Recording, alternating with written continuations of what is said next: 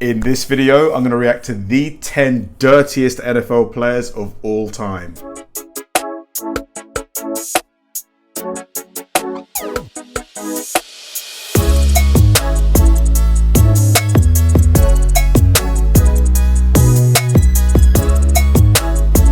Hi guys, and welcome to another episode of Kabir Considers. This is the place where I react to music, media, sports, anime, anything related to popular culture. I'll watch it with an open mind and give you my 100% honest reaction to it. And if you could please hit that like button early, I'd really appreciate it. Now, this video, I suspect, is probably going to be one of my most fun, one of my most enjoyable, just because no matter what sport it is, whether it's contact, non-contact, partial contact, you're always going to find players within these sports that they really toe the line really closely. Sometimes they even cross it. You know, there's players out there who will do anything to win. And this isn't just limited to sports. This is, you know, life in general. No matter what field you find yourself in, no matter which industry, there's going to be people that will, like if you're in sales, for example, we all know of or have heard of people that have, you know, maybe used some slightly shady tactics to sell products. There's just people out there who will do whatever it takes to get what they want. And this isn't, you know, it's in the NFL as well, apparently. So just to find out which of these guys has done it the most and, you know, has done it to a degree where it's been noticed, you know, for you to make a list like this, you're probably not a one-time offender. You're probably someone who has done it repeatedly throughout your career. So let's go. This is going to be me reacting to the 10 dirtiest NFL players of all time. Let's do it. Football is a bloody, emotional gladiator sport. Sometimes players put themselves before the game, compromising the integrity of the sport. Oh my God, is that... Did he pull him down by his hair? Jeez. To try and get ahead of opponents. Oh, he was grinding his head into the grass. He means now. Players on this list became notorious by playing dirty, even infamous for their actions. Today, we'll be showing you the downright dirtiest players in NFL history. Gosh, the way that guy just stamped on that other dude, that was savage, man. Roy Williams.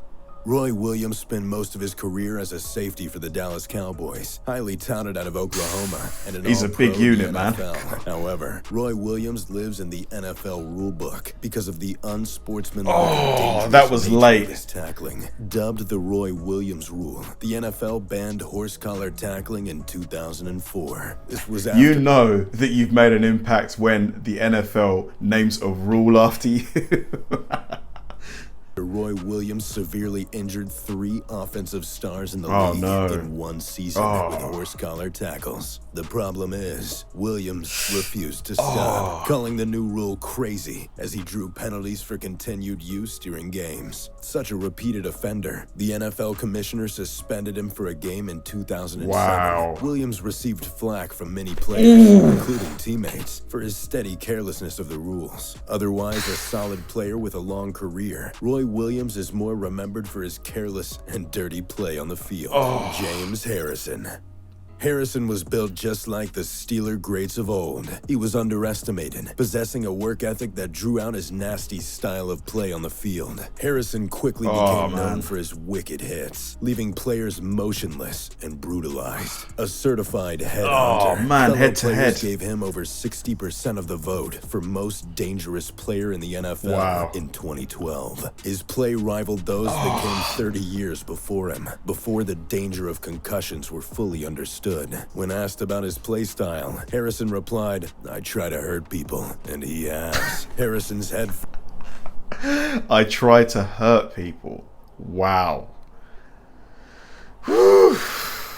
First knockout blows have helped him accrue $150,000 in fines and 20 missed games from suspensions, essentially making him the league's public enemy #1. In a hit on a Cleveland Browns receiver that caused the player to bend backwards before falling unconscious to the ground, Harrison said he would have killed him if he knew it was going to lead to a $75,000 fine anyway. Harrison's nasty style led to his great underdog story, but it also landed him a spot on this list. Rodney Harrison. Rodney Harrison was a hard-hitting safety and multiple-time champion with the San Diego Chargers and New England Patriots from the late 1990s to the early 2000s. Players are taught to play all out between the whistles. Rodney's reputation preceded him as a player whose intensity carried past the whistle. Matter of fact, Harrison became notorious for his late hits. When a publication polled NFL coaches and players in 2004, they voted Rodney Harrison the dirtiest player in the game. Then again in 2006 and again in 2008. And the thing is, like, I know that obviously you can, I believe it's legal to hit someone from behind, but it just makes it so much worse because the body isn't braced for impact. You know, like you're loose, everything is just hanging and then just poof. There's smoke, there's fire. Over his career, Rodney was fined over $200,000 for his illegal hits. He is most notorious for hitting a defenseless Jerry Rice in 2002, striking him with his helmet and knocking him unconscious. Trying to find any advantage, Harrison was suspended for 4 games after testing positive for PEDs. Harrison had a long and prosperous career, but it didn't come without controversy. Hines Ward. Hines Ward is the only receiver on this list. Considered a flashy position, Ward played more like the mascot his alma mater is known for, a bulldog. Ward is referred to as the greatest blocking receiver of all time, regularly helping to spring big plays with his effort. Having some grit and nastiness comes hand in hand when we talk great blockers, and Ward is no exception. The Steeler legend became notorious for throwing crushing blindside blocks when defenders can't even see him. That was a strong stiff arm. That was like, get off me. These blocks level players, flattening them before they see it coming. Bengals linebacker Keith Rivers was on the wrong side of one of these. Ward struck him so hard that it broke his jaw, ending his season in seconds. Another Bengals player reiterated that dirty blindside blocks are what he's known for. Once Rodney Harrison retired, Ward immediately took the crown for NFL's dirtiest player in 2009, Richie Incognito. Offensive lineman Richie Incognito's career has been marred with controversy. He's a big old unit. He's got to weigh what? At least, this guy looks to me at least 290 minimum, right? Minimum.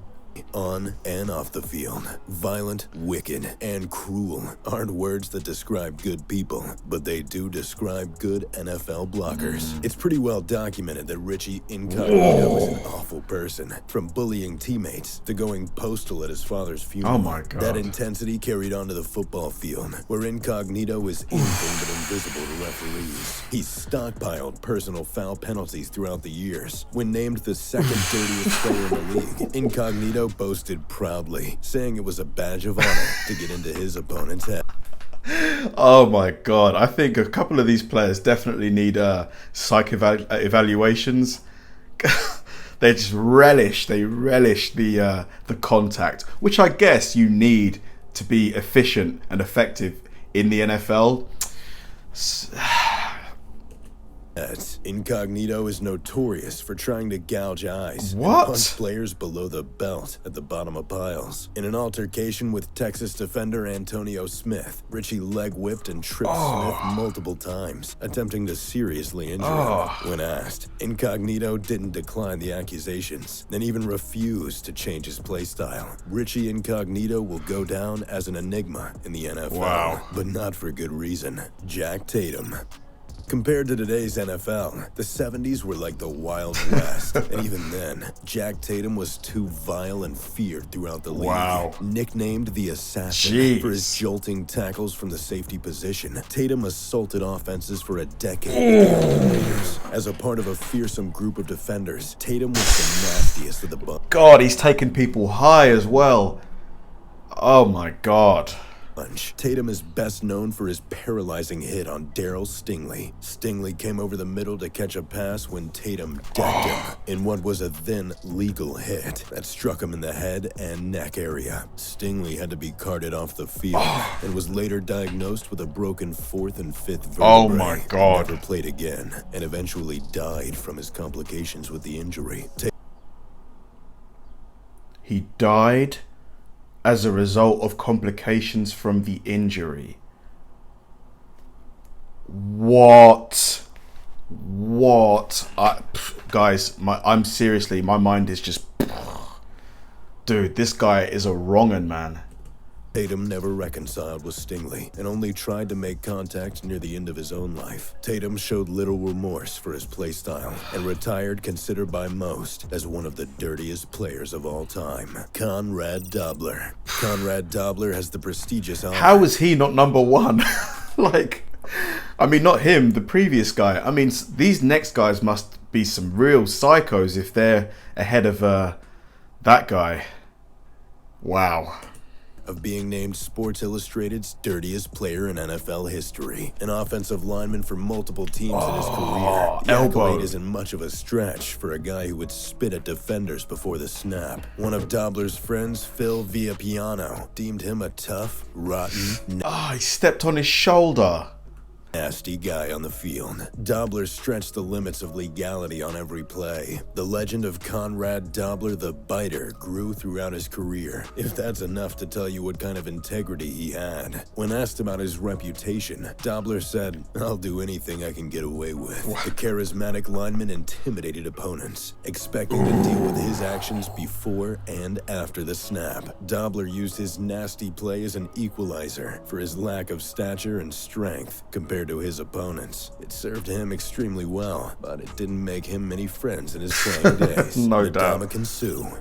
At this point of the list, it's filled with players who did more than hit and block with intensity. Players this close to the top are downright poor humans, willing to do anything to get an edge. That describes Ndamukong Suh perfectly. Suh had numerous run-ins with the committee, and there may not be a player with a longer dirty play highlight reel in NFL history. Suh lives in infamy for his cheap shots and late hits, especially to opposing QBs. Spearing Aaron Rodgers after the whistle was reprehensible. Attempting to punt Fitzpatrick's helmet was deplorable. And forearming Cutler after the snap was downright disgraceful. But stomping on Packers center Evan Smith's chest crossed the line for even the most rugged viewers of football. All of these actions have vilified Suh, garnering him attention from referees and deductions in pay. That looked like a punch to me. If it was not for Suh's immense talent, I'd say he'd probably be blackballed from the league. Vontaze Burfict.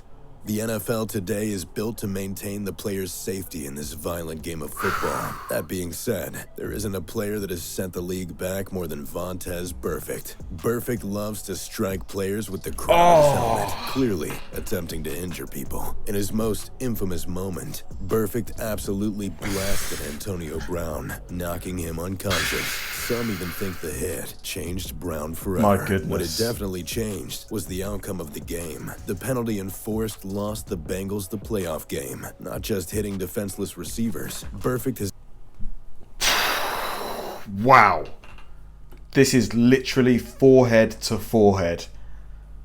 Kneed QBs in the crotch, twisted Cam Newton's ankle after a play, and regularly dives at the knees of runners, attempting to end their careers. Fortunately, his repeated offenses have led to the NFL ending his own career. Following his last unnecessary personal foul in 2019, Burfict was suspended for the entire season. After being released by the Raiders and reinstated, it seems like the league had chosen not to re-sign him in the prime of his athletic career. For the best. I think it was for the best. It's the right thing to do, as Burfict has taken a lot more from Look, the league. did he just kick that guy in the head? Not to re-sign him in the prime of his athletic career. It's the Look right at this. thing to do, as Burfict has taken a lot more from the league than he's brought to it. And last but not least, Bill Romanowski. The captain of the all-dirty team, Romanowski thinks it's fair to call him the dirtiest player ever. Wow. He also confirms that he would cross any line to stay above the line, meaning the four-time Super Bowl champion linebacker would do anything to win. Nothing is off limits with Bill, who soccer kicked Larry Sinners in the head during a game. For most people, this altercation would be a dark cloud. Nah, man, you cannot do that. Dude, that is like... You could kill someone by doing that. looming over his career. But for Romanowski, it became a yearly event. In a meaningless preseason game, Romanowski hit QB Kerry Holland's high, breaking his jaw. A year later, Romanowski decided to fight his own teammate at practice, ripping his helmet off and punching him in the eye. Why? The player had to retire. Romanowski was known for spitting and getting cheap shots on players no matter the situation. He ended his teammate's career. You can say he was trying to get ahead, but it's clear Romanowski enjoyed it, playing dirty even when there's nothing to gain. So, what do you guys think? Who's the dirtiest player in the league right now? Let me know in the comments down below. Wow. If you enjoy Wow, that was that was a real eye-opener. Just some of the characters in this list, you just have to think, if they didn't make it into professional sports, they'd probably end up in prison, just because some of the stuff that they did was just absolutely deplorable. Like, just the soccer kicking, the head-to-head tackles when you've been told not to do it, when you know that it's going to cause concussions and potential brain damage, the punching your teammates, just the reckless late tackles. Just wow. Just to be honest, it does make me think, because obviously to make it into the league, you need to have a special mindset. You need to be able to withstand the physical punishment and be willing to dish some out, but within the rules. So I can imagine that some guys, they just don't know where that line is.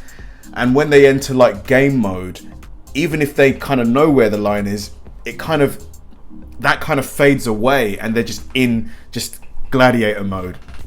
Just unbelievable. Some real dirty dogs. Thanks for watching, guys. If you enjoyed this video, please like, subscribe, turn on bell notifications, and keep throwing the recommendations my way. I know I say it all the time, but they genuinely help me out, because if I know you enjoyed watching something, I'll definitely enjoy reacting to it. So like, subscribe, turn on bell notifications, keep throwing the recommendations, and I'll catch you in the next one.